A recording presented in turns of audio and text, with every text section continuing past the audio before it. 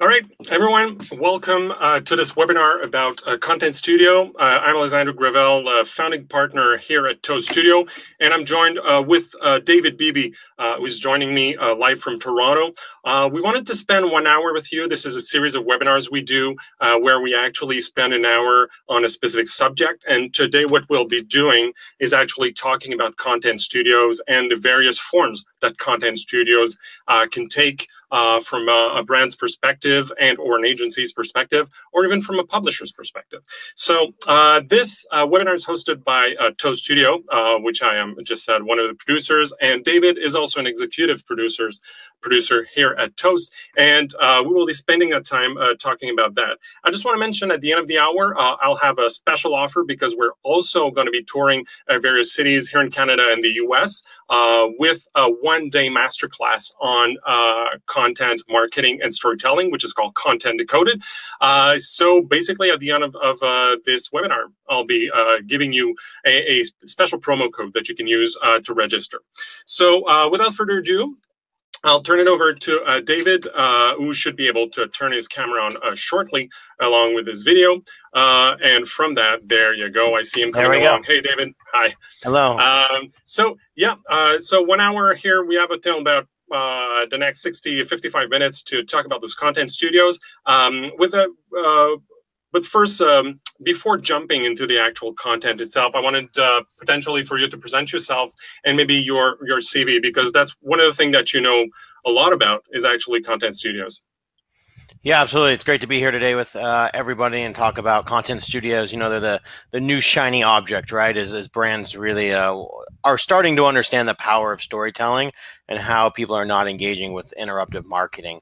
My background quickly actually comes from storytelling. So I was a producer in television, actually, in Los Angeles for about 15 years, working at places like DirecTV, Disney, ABC Television, Showtime on the cable side, and developing and producing traditional television shows like Lost and Ugly Betty and Grey's Anatomy and Desperate Housewives, but also the derivative content around them. So going back to that idea that everyone today is really a storyteller, took that experience to the brand side and went to Marriott and started the Marriott Content Studio. For them, first ever time that Marriott invested in the power of storytelling as a global brand across all 30 of their brands in the portfolio.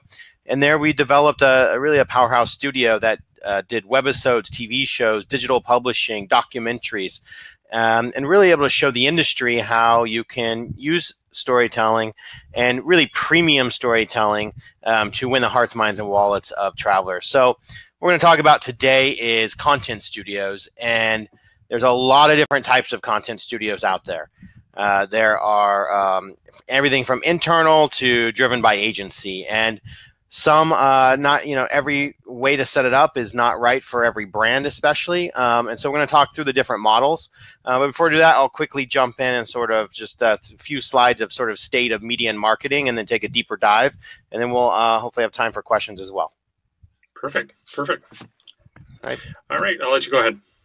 So quickly, I think everyone here knows that what I call Generation C has really flipped marketing on its head, and none of us, I think, really engage with anything that's interruptive anymore. Everything from banner ads to even the television spots. And it doesn't mean that TV doesn't work. It just means that you have to deliver at the right time, right place across all screens. And ultimately that consumers now control when, where, and how they interact with brands. And a lot of people will say millennials or whatever generation you want to call them. But I think it's important to point out that it's really not about an age group. I say it's about a mindset and an attitude and behavior set, because technology, again, has really changed the way that we all interact. So very powerful force in consumer culture. And I think it's really important, especially for legacy brands, to understand that in order to be relevant, change is required, and essentially the train has left the station. So we'll go back to that idea of ads. None of us really have that time to be interrupted, but we all have that 30 seconds to hear, or 30 minutes to hear a great story. And the idea there is that brands need to stop interrupting what consumers are interested in and become what they're interested in, right? So if people don't want to engage with traditional interruptive marketing, It doesn't mean that the word ads has to go away. At the end of the day, it's all content, but that content needs to provide value. It needs to inform, it needs to entertain, and ultimately it needs to evoke a reaction from the audience. So I'm going to move to the next slide here just quickly. So if consumers don't want their entertainment interrupted, then I think marketing needs to become, really advertising needs to become the entertainment. So just quickly on the Marriott Content Studio, what we set out to do is really own travel. And I think as a brand, and there's brands listening, the idea is that define that space that you want to own. In Marriott's case, it was travel, but it also wasn't just the part of travel that has to do with staying at the hotel. It has to do with the entire customer journey. And think about how you can create content along that entire journey. How do you get them to even think about your brand? And then once you got them thinking about it, how do you engage them further until they book or until they buy? And then after that, how are you creating content with them, or they're creating content for you? So we built an in-house content studio. I'm going to walk you through what that looks like. And I'm going to walk you through what the other options are for brands and best ways to work. And I think it's important to say that through these 7 options that I talk about today, I'm not advocating for one or another necessarily. I think it really is dependent on the type of company you are, B2C, B2B, investment levels, and all of that. Yes, because we'll see. There's so much different from one to the next that I think brand managers and marketing executives are going to see potentially by instinct what are the ones that fit best, that potentially fit best with their situation. Yeah, and it's also important to realize that you can a mix of these, right? And really, we'll spend time in defining content studio. As I said, it's that buzzword, shiny object, but there's so many ways to define it. So we'll go to the next slide here. Yep. And just quickly, so as brands that lead with storytelling understand these 3 things. Super important to understand. One, that Generation C, whatever you want to call them, they're in control, right? I find it hilarious today when brands try to control what consumers think about them, especially on social media. Consumers now will tell you what they think of the brand and will form their own opinion, and they will drive your brand to other consumers. And so you have to figure out a different way to engage them. It's not about telling them anymore. It's really about this two-way conversation, which goes to number 2, is that everyone hates yelling. No one wants to be broadcast to and told, look at our features and benefits. Look how great we are. You have to provide that value, and that takes you to number 3. So what are ways that you can inform, entertain, evoke an emotion, and build a relationship with that audience, right? Versus just trying to sell yourself. Once you build that relationship, next-gen consumers understand that brands need to advertise, but they want you to do it in a way that provides value. And if you build that relationship, provide value first, they won't mind you actually then advertising to them and talking a little bit about features and benefits and what you do, because you provided value first. And in the end, you need eventually to be able to create that relationship where you can talk about those features and benefits. And that's really great. But you need to create that connection, and you need to provide value first and then talk about yourself if need be. Yeah, and really what's changed, is that, look, if you go back to the creation of television and marketing and the first ad to run on television was for Bulova watches, the idea was that was the only way, and as that business built, it was the only way that consumers could find out about features and benefits, right? They had no other choice. And so it's just the way the system worked. You had to watch the commercials. You couldn't skip them. And you actually, in a sense, enjoyed watching them or listening to them on the radio or reading them, because that's how you found out what a brand was doing. But now as I talked about, that whole relationship has really been flipped on its head. And consumers now control when, where, and how they interact with you. So brands need to change, and that's the challenge in the advertising and marketing business, is that model hasn't changed. Technology's changed, consumers hasn't changed, but the model, the distribution model around creative and content hasn't changed. And that's where brands are now saying, you know what, we have the opportunity now to create our own content, and we can also, if we're going to invest in it, why don't we own the IP? And why don't we play a long tail game here where there's traditional value in it, besides just creating content and driving marketing tactics you need to drive, driving sales, but also how you can make money from your content. And there's something really cool that happens in a content studio when set up the right way, is that you can actually transform marketing from a cost center to a revenue center. So think about that for a minute. You have the opportunity for your marketing to make money to fund more marketing. And we're going to walk through what that looks like in some of these different scenarios here. I think that's kind of a unicorn for so many marketing executives trying to make money off marketing. And the fact that it's even possible might be actually surprising for many. Yeah, it is. And look, you're getting just enough brands to buy into storytelling and launch these things. And it's important to highlight, it's not necessarily about making money, turning marketing into a profit center per se, but it's the idea of how do you create content that's so valuable, not only to your consumer, but other distributors, that they will actually license that content from you, and that marketing can become self-funding in a certain way. Not for everything, but when you have really premium story-driven brand films, documentaries, shows, that's actually really driven by story. I've done it before, and we're going to talk about that. And we're going to talk about different models. So we'll dive in here to the 7 different sort of content studios. Great, perfect. So those are 7 types of content studios. But as you said, potentially the setup that one brand marketer might want to embark on could be a combination of many of those, and depending on time, it could evolve. Also, it's not necessarily a fixed thing, from what I understand. Absolutely. So there's different models. So there's, these are, I would say, the top 7 and how it traditionally works. You could ultimately end up setting up a different type of studio, or even your own. So I'm going to walk through the different variations, the plus and minuses and things to look out for. Really here, again, providing that value, and then do follow up around how do I actually go and set that up now? Because a lot of people talk about doing this, but they don't know actually how to start, and people sit around and just talk, and you have to move to actually doing. So hopefully this will help inform and really inspire everyone to take that next step and say, okay, I've got enough information here. Now I want to actually go move forward and do something. Perfect. All right, let's jump in. First one. Okay. So your in-house content studio. So the idea here is, if you're a brand, you may say, look, we believe in the power of storytelling. We are going to build a content studio in-house. Now, that can mean many things. So let me give you the Marriott example and then another example that's completely different. We decided to launch a content studio. That didn't mean, though, that we built an actual physical content studio, that we had production resources. People thought that we had hired hundreds of people to, create all these films and documentaries.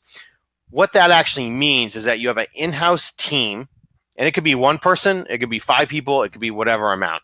An in-house team of people that is helping drive all of your story-driven creative and content. So a lot of brands will have in-house agencies.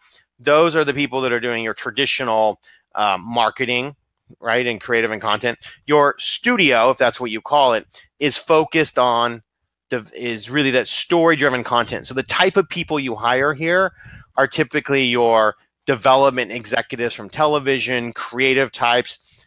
Their mission and their responsibility is to work with your brand or portfolio of brands to develop the creative, just like they were if they were at another studio, right? To come up with. And since they're in-house, they're intimately linked also to the brand's objectives, and they're so close to the brand that they are able, being actual in-house storytellers, to really create that link, that narrative between the brand and the storytelling.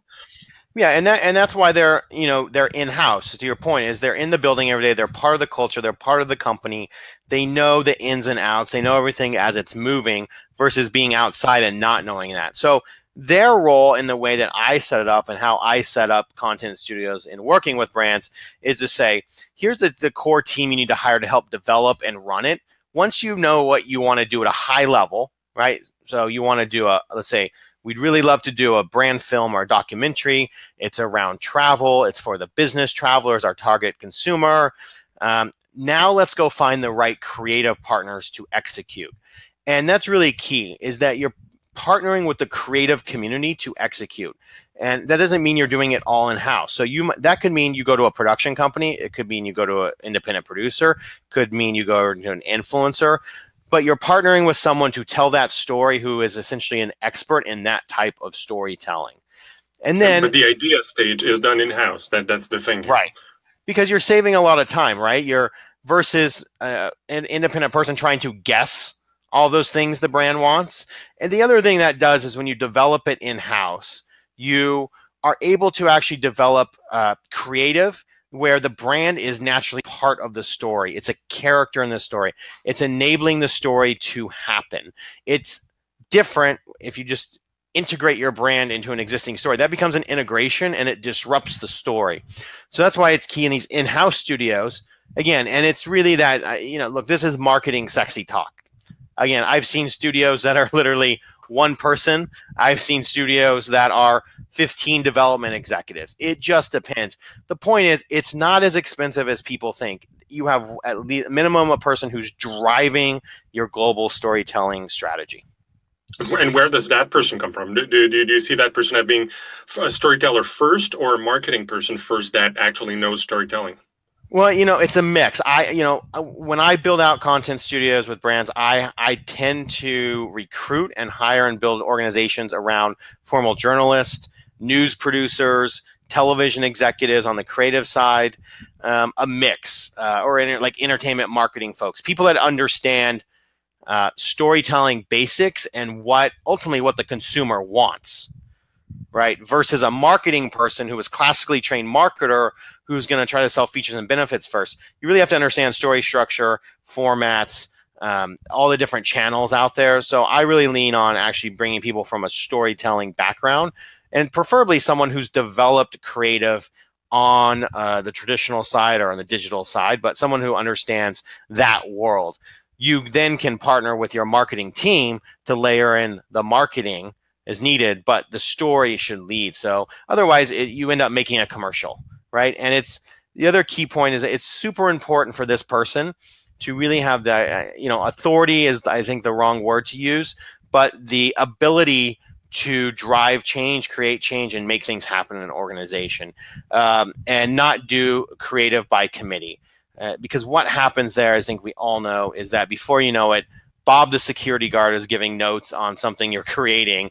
And I'm sure that he's a very smart person and has great insights, but this is how things turn into an ad, and this is how things turn into creative and content that consumers don't want to watch. And so that person needs to be able to quickly navigate and push storytelling initiatives through without involving the entire company to get everyone's opinions.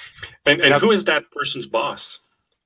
Typically, you see these people, I advocate that they should either be within the marketing group, brand group. It depends. Typically, you'll see them report into a chief marketing officer. In some cases, in even bigger brands or even smaller ones, I've seen your chief storyteller essentially report into the CEO in many cases. But somewhere in that division, sometimes it's in PR. Again, it just depends on how the company is set up, how big it is, resources. But it should report into what I would say the most independent group you can, in a sense, because if you fall into certain types of groups, then that group tends to lead, and sometimes it's not as objective. And so, like I said, I've seen them be completely independent, which is somewhat harder to do and work across multiple groups. But it's got to be centralized. Now, before we go to the next one, quick highlight. There are in-house studios which actually do a lot of the production in-house. So I'll give you an example. One is Pepsi. Pepsi launched an in-house studio about 4 years ago, which was an in-house production studio, meaning it had edit bays, it still does, recording rooms, everything you could imagine that you would walk into a production company and facility and see. They set it up not necessarily knowing, I guess, what they wanted to do, and ultimately decided that they wanted to take a different route. So whereas like the Marriott Content Studio, other studios are focused on developing marketing first. Their route was, we want to create original IP and content that goes on to make money first versus marketing. So we'll develop something around a Pepsi brand, we'll go to a distributor and we'll sell it and license it, and then we'll go off and make it. It wasn't necessarily about selling products. It was much more about making original IP. Now, most recently, that in-house studio, you know, produced the controversial ad with Kylie Jenner that came out around Pepsi and the, you know, the demonstrations and all that. Yeah. And that's sometimes what can happen. Now, I don't know all the ins and outs of what happened there, but that's an example of an in-house studio that I would say probably had too much, quote, in-house and not enough outside people involved. And so there's nothing wrong with, if you want to invest in setting up a physical production studio and teams, especially for short format, always on content, by all means. But if you're going to go that route, make sure that you have enough outside creative resources, people, advisors, to make sure that you don't end up making an ad that has completely tone deaf, and that the audience is going to backlash against. Yeah, and we've also seen banks, for example, that have built their own physical content studios, where actually for them it was key in creating really responsive and reactive content as per the markets and that kind of stuff, where they would be able to go live, physically go down in the lobby or down in the basement, depending on where they set it up, and be live within a couple hours of a major budget announcement or a major fiscal change. So that's been really one thing. I see in the chat there's Andy that's asking the question of, who have you seen that actually makes the final decision, or actually it drives that decision behind bringing an in-house global content lead? You know, it depends on where it sits. So again, typically you're going to see these sit within brand and or marketing organizations. Typically at the CMO level. What I see happen is one of your chief executive officers went to a conference, read an article online about the power of storytelling, and then they send an email to the CMO, hey, we need to do this. And then a lot of CMOs, and I'm not saying it's all of them, but a lot of people at that level have a lot of years of experience and are very smart, but they were trained in classical marketing, right? Mm-hmm. And the challenge that they face is transforming the way that they think to understand this new media and marketing landscape that's out there. Because if you're taught in one way of 4 Ps and selling features and benefits, and all of a sudden you're like, we need to lead with stories, it's like, wait a minute, how do I measure this? How does this compare to everything? Typically, though, you're seeing that come out of like a marketing org. But again, I'm going to go back to, you know, one of the biggest challenges, and if you hire someone or bring someone on board, is if you're going to invest in it, you need to allow that person to do their job.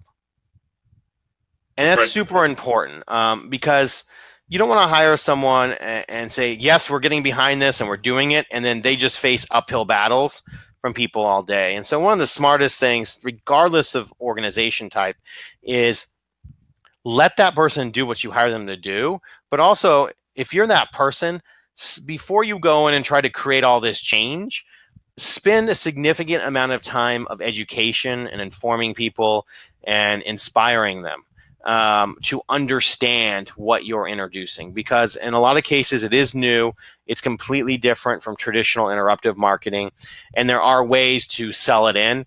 And one of the biggest tips I give people is, take the time to explain to people, here's what we used to do, or here's what we do. Here's what consumers, thinking consumer first. What do consumers want? What do they want to engage with? Then we create around that, and here's how you measure it. Here's how it tracks back to what you're doing. Here's how it connects to everything. And that's where I say fear is the biggest liar, right? Change doesn't happen, and innovation is halted because people are scared. They're fearful of the unknown, how their roles will change, will they have a job, all of that. And so if you're going to invest in this, spend the time to inform and educate people first, and you'll get a lot more traction. And we know that you speak about being long-term and so, and we've talked about this in the past, but the tenure of a CMO is fairly short when we start talking about long-term projects that might span over many years, and some of them might be fearing that, well, maybe I won't be there, or maybe I'd like to be able to do some stuff fairly quickly to be able to stay here or actually enjoy my job. All right, so jumping to second one. Second one is really all about production companies. Yeah, so this one is, an example of your production company. You are going to, again, build a team that is focused on developing story-driven content. I call it premium, the story-driven content, which could mean, again, lots of things from webisodes to TV shows, but the idea there that it's driven by story, unscripted, whatever it may be, and the brand is part of it. So traditionally what you see here is independent production companies that understand it, they invest in it, they're experts in it, and then they're coming up with ideas and then going out and pitching them to brands and to other partners. So that's following your traditional television production process. Like when in Los Angeles, we come up with ideas as a production company. You go to a network and pitch, and then you get a bot, and it goes on. Now, that works. The challenge there is that what we talked about is that you don't necessarily know what the brands want. You don't know the ins and outs. So you have to figure out a different way to become informed and educated about what the brands want, to really develop creative and content that goes way beyond an integration. I get pitches every day and when at brands saying, I have the best show for you. It is a travel show and it's 30 minutes and we're going to put your logo right there, whatever it may be. And that's old school thinking. That you really have about the lowest level of integration you can get. Yeah. Sponsorship where there's room for a logo and that's it. And consumers hate that. The brands don't own the IP. They don't participate in it. But shockingly, it's easy. And some brands want the easy button, and they say great, and they do it. Again, if I'm thinking consumer first, which is what I advocate, that's not what the consumer wants. So challenge yourself to do something, different. So you have to build those relationships with the brands, and sometimes you can do that, getting meetings with them, hearing what their challenges are, helping them develop something that is truly, where the brand again is a character. And in a sense, if you do it right, you can become really their sort of in-house studio, even though you're out of house as an independent production company, and help build, a resource. Just like they would hire an external PR agency, you're that storytelling person or company for them to develop ideas. So there's lots of ways to do that, to get those ends. But you see a lot of production companies doing this, and the model works. And again, it just depends on what works for that particular brand. Maybe they have budget, but they can't get headcount, which I see happen all the time. Mm-hmm. They'll say, great, you're a producer, you're a production company, you have expertise in brand storytelling. I'm going to bring you in essentially as an in-house executive producer, as a independent party to help us do what we would do internally. And the key there again is that you've just got that relationship with them versus just pitching random ideas all day. Yeah, exactly. And that relationship is key, because that relationship actually will eventually give you access to the business objectives, the short-term, mid-term, and long-term objectives of the brand. And you cannot be on brand and on pitch the first time if you don't know these values. I often use the example of a hardware store where the initial notion would be for someone to pitch them a show about rebuilding your deck. So it's all about nails, it's all about wood, it's all about hammering stuff and cutting wood and all sorts of stuff. But maybe in the end, what's actually the main challenge of that hardware store, that hardware store retailer, is to reach the women, the women that will want to come in on that Saturday morning with their husbands. I know it's very cliche what I'm saying, but it's an easy example to use. So by pitching that deck or that deck rebuilding idea, really you're off brand into what they need. So you're wasting your time and you're wasting their time. So really creating that relationship first is key. Yeah, and that's an important thing to know. You may think you know what the brand needs or wants from a creative and content perspective, but you most likely don't. And I think it's just, really presumptuous. A lot of producers out there will say, I've got the perfect thing, when in fact, to your point, maybe they're targeting a completely different audience. And that's also key in whatever creative and content you're developing, is that it's not like one size fits all. You might be doing creative and content storytelling for a target audience that you're not engaged with yet. You might be creating a different version for an audience that you have a long-term relationship, your most valuable customers. And then you may be doing something on Snapchat that is for really young demographics, but you're trying to initially just get them to know about the brand. So the purpose of your content continually changes. The biggest point there is that it all has to connect and support each other. And so that's where knowing the ins and outs of that brand, if you do it as in this model, that you can really give them content that provides value to what their marketing goals. Definitely. So about this one, the second one, really the key is to make sure that you build as a brand, you build a relationship with a production company or a content agency where they will be able to know and help you move forward with your objectives. Yep, absolutely. All right, jumping to the third one.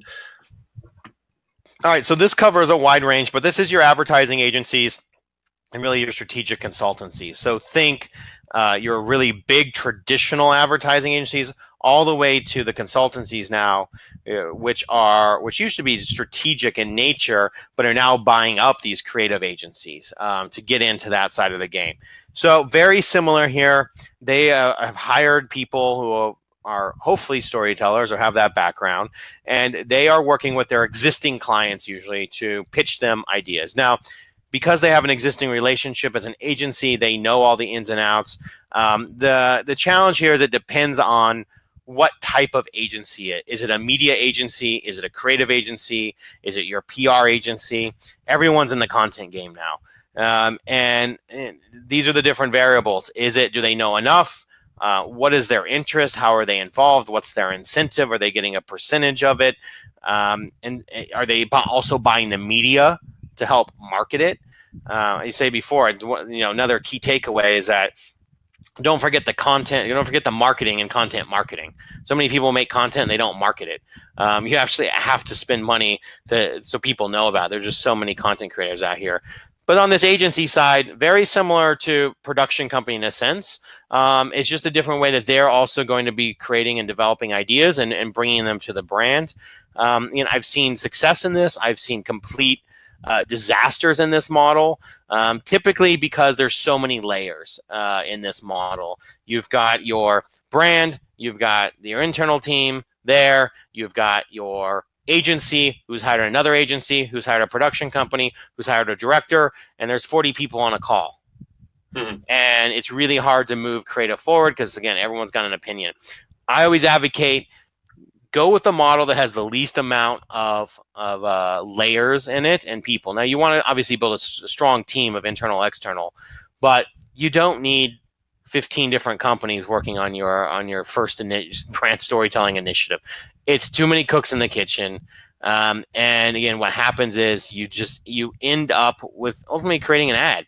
And you start talking about yourself and your features and your benefits. And, well, where's our logo and where's that? And it loses the aspect of the consumer doesn't want that. They want to be informed or entertained. So very similar model, but I would say that it can work. But I see a lot of layers in this model that prevent innovation and to actually go out and create what's next. Yeah, there's a lot of layers, and one thing I've seen, and this is actually a discussion that I had with an agency founder of a large agency in Montreal, is that you mentioned all those layers, but what is sometimes worse if there's not enough layers also in that structure, right. And a brand needs to be aware of who will be working or what type of position will be working on the project, because what happens is that really huge fails can happen when you start asking an advertising copywriter to screenwrite an 8-minute or a 20-minute right. piece of content, or actually try to do an interview. Yep. So really, that's where it's sometimes there are challenges there, and there are red lights or yellow lights that you need to look out for. Yep. So yeah, advertising and strategic consultancies. Just want to make sure that we're on board with all the questions. Let's see, some of them we'll answer at the end. But there's Mike that asks which platforms or media.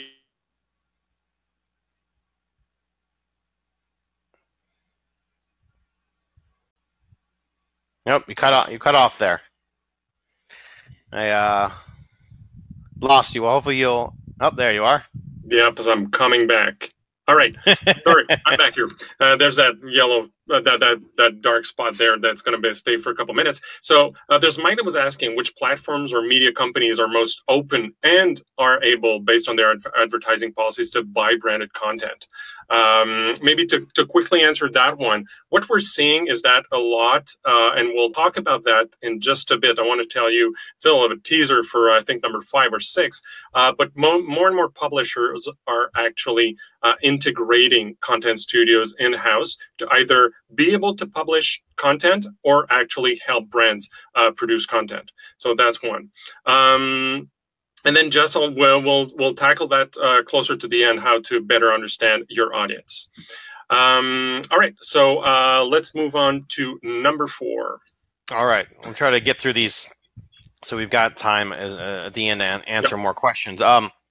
So publishers. So here's where you've seen publishers. So think your traditional magazines that are news publications, whatever may. These are people who have been doing essentially creating content for a long time, built a media business around it, and then realizing that what they're selling, the interruptive ads, aren't working. So they've developed in-house content studios to work with their advertising partners, both existing and go out and pitch new ones, and say, not only can we create content for you, but we also bring the distribution as well and the readership or the viewership, right? So these are people who are already publishers.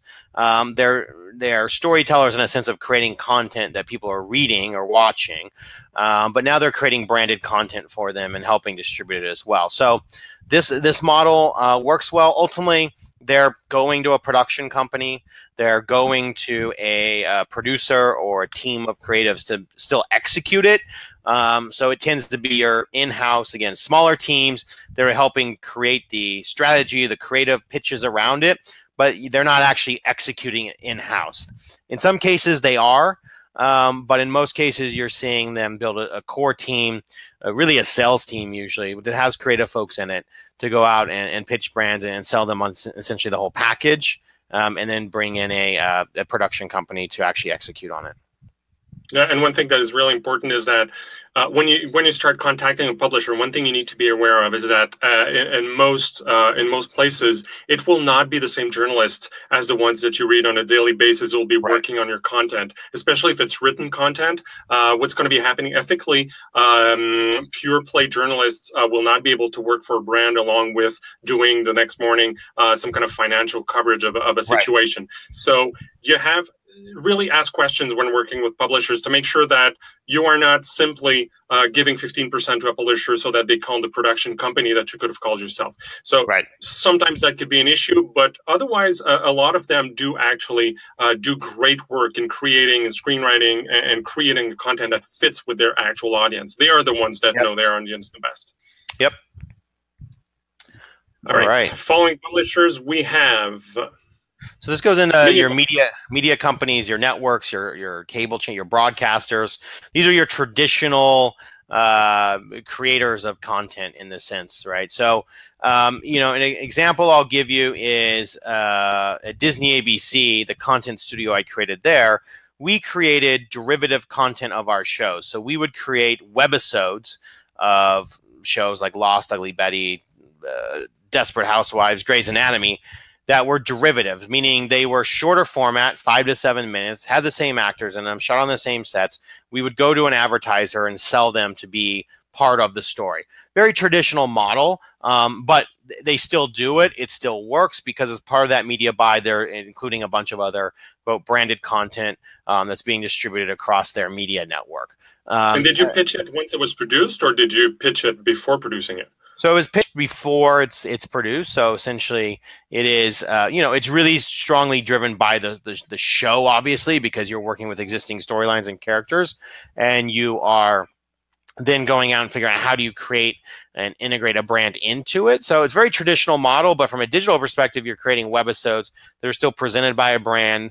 The key there is that it's not an integration, that you're actually, again, as smoothly as you can, making the brand and naturally and authentically as you can part of the story, and there's ways to do that, that we talk about. But it's the idea there is that you're creating the derivative content for brands based on existing programming or complete originals. So if you look at a cable channel like CNN, they have a great in-house branded team that creates amazing story-driven content.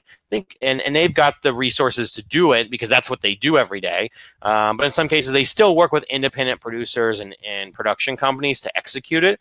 The idea there is, again, they're bringing distribution, they're bringing eyeballs to it, and they're helping develop it. It's somewhat of an old model, but if they do it and set it up right, or again, you've got that strong in-house team to help guide it, this model can work extremely well. Great. Perfect. Okay. Number 6 now. So these are your platforms. Yep. So this is, quickly your Instagram, your Snapchat, your Facebook, your new buyers, essentially your new creators. These are the people Could be that Netflix, Hulu, whatever it may be. These are really, from a social perspective, so I would put Netflix and Hulu really in the original side. They're not necessarily doing branded integrations per se. In some cases they are. I'm looking more at your Snapchat, who says, I'm Snapchat, I have millions of viewers, I'm going to create original programming for you and put it on our platform. Now, that sounds really attractive, but when you look at the way Snapchat works, it's interruptive model. So you're on Snapchat, you're watching the different feeds, all of a sudden here comes an ad, a piece of content. It interrupts the user experience. Goes back to that idea that consumers don't want to be interrupted when they don't want to be interrupted, and now they're being forced to watch your branded content. So I don't think that necessarily platforms like that have a good chance, because it's still interruptive marketing. Now, if they're able to create and partner with brands to create truly original content that consumers want to watch in a different way that doesn't interrupt an existing experience, by all means, they can. It can be a success.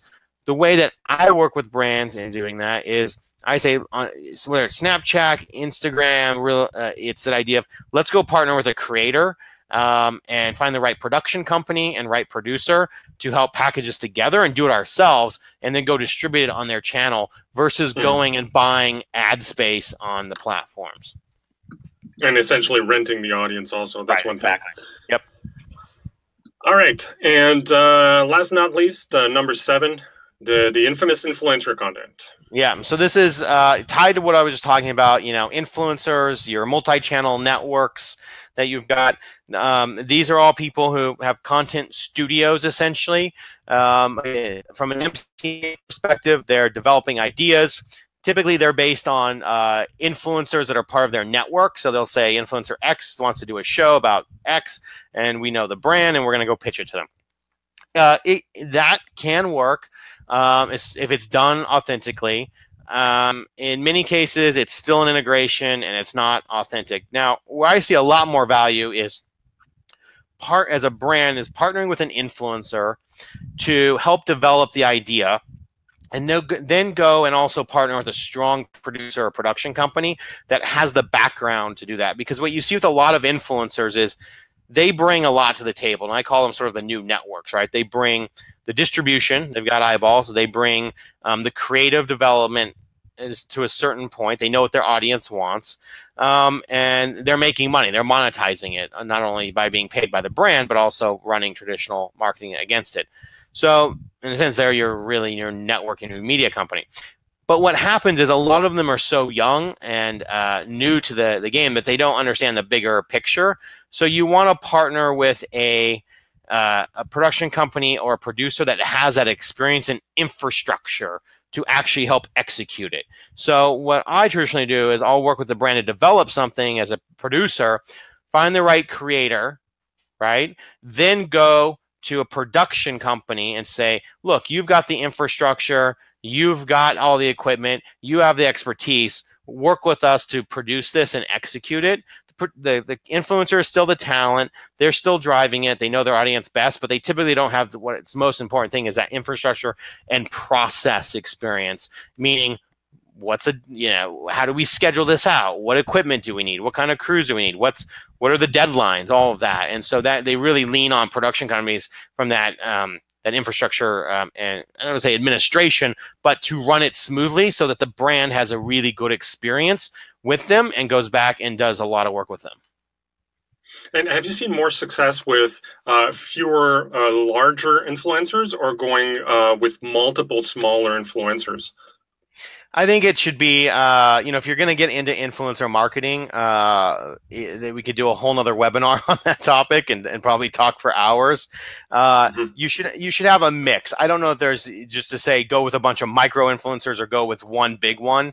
It's going back to what's that purpose of your content. And that's the most important thing. The number one thing, regardless of what you're doing, is what is the purpose? What's the why of your content? If you can't answer that, then you're not ready to invest in it. And what I mean by that is, are you simply trying to introduce a brand or product? Are you trying to drive sales? Are you trying to change perception of a brand?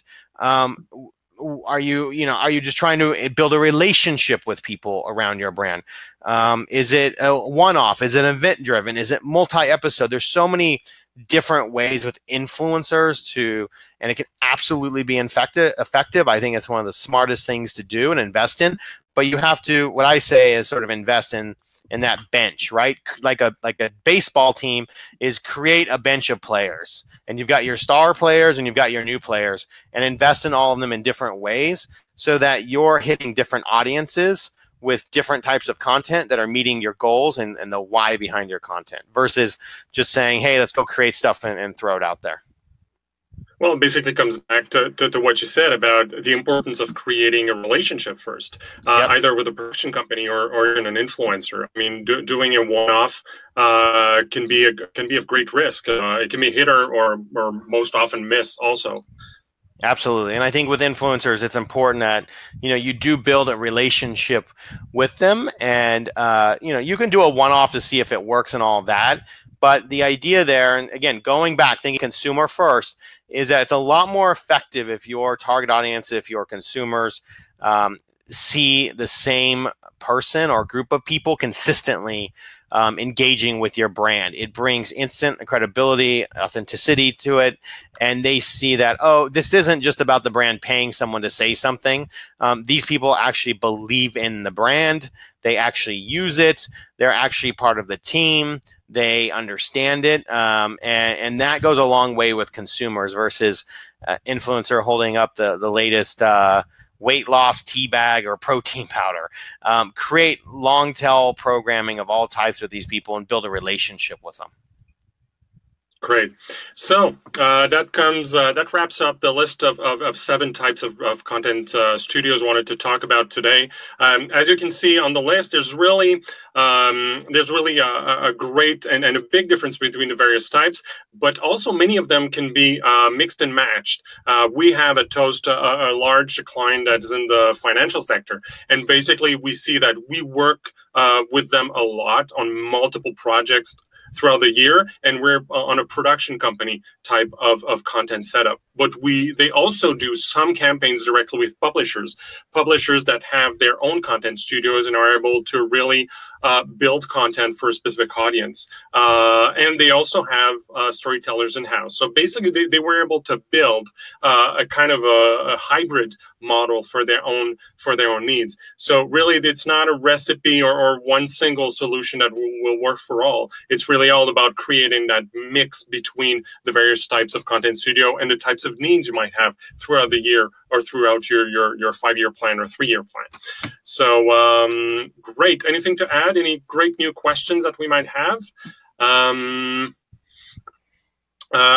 Andy, that was really one thing. I wanted to talk to you, David, about this. Is really all about attribution and basically figuring out. You touch upon the notion of creating revenue.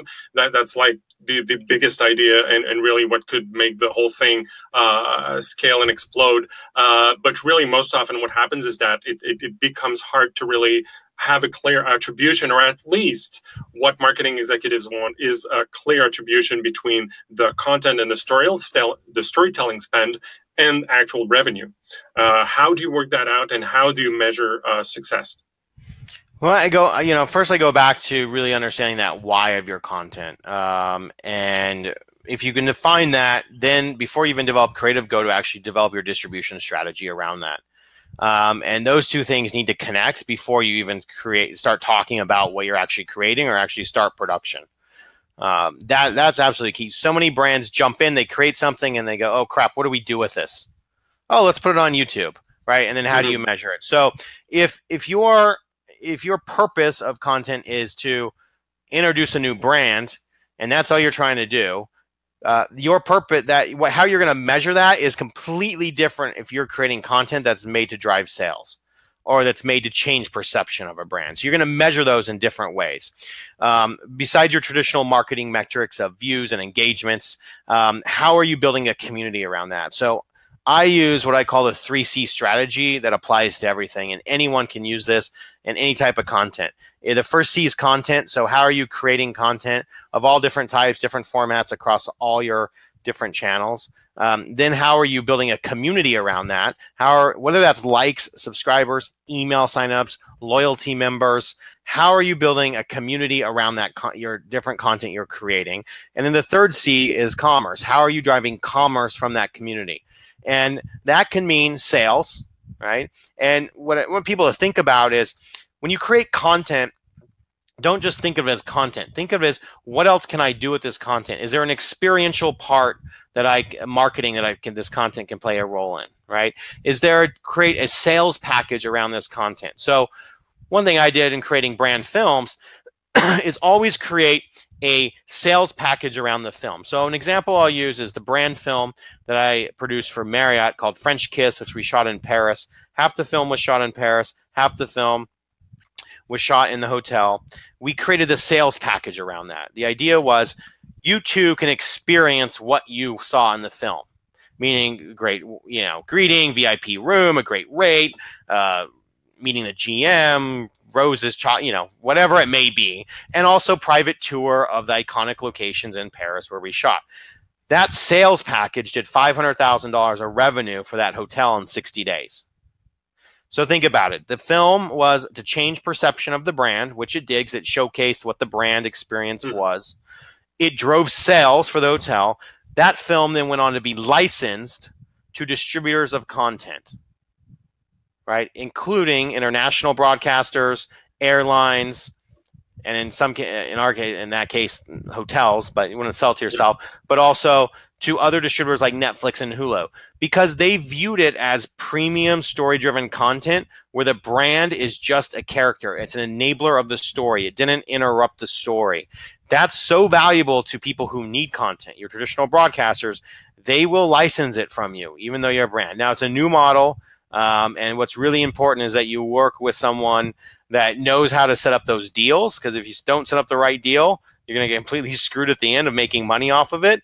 But again, it's not about making money. You don't set out to say, I'm a brand, I want to make money off content. You set out to do your marketing first, drive sales. If you do it right, then you can actually make licensing revenue off that content across all types of channels, from in-store channels to the gas station pumps to even McDonald's has in-store TV that they're buying content. You think about, we live in a world where 90% of actions take place screen-based now. There's a ton of distributors out there who are hungry for content. You can license it. So, it's quickly about what are the different ways to sort of how you're going to measure it. Then there are different ways to actually drive commerce from it. But don't just think of, I made something and put it out. Do a documentary premiere. Bring your VIP customers in. Make press around it. Make it an event. No content should have a dead end, and it should always be attached and connect to everything else you're doing in marketing. But just think different. It's not just content. How can you create this other world that helps monetize it as well? Yeah, because if you focus only on the content, and most often the production seems to be the main thing that occupies everyone's head. If you can go beyond that, that really helps. And as you said, you can actually make money. And your distribution strategy is key as well, right? So what channels are you going to put on? You have to think like, the world I come from is television, and distribution was a big part of that. You didn't just make a show and put it on air. You had a distribution strategy. Your first window is going to be on air on your own channel. Your second window is going to, in those days, aging myself, but DVD, right? Your third window is going to be a different channel. Then you're going to go international. And it's a long tail program. You just didn't create a television show and throw it on the air and be like, oh, great, walk away. Same thing with branded content. How do you create all of your premium story-driven content should at a minimum have a 2-year tail, 2-year distribution strategy to it. Of, okay, we're going to put it on this channel first, then we're going to put it on this channel, and then we're going to go license to this, and then it's going to go international. So building that distribution strategy is key. All right.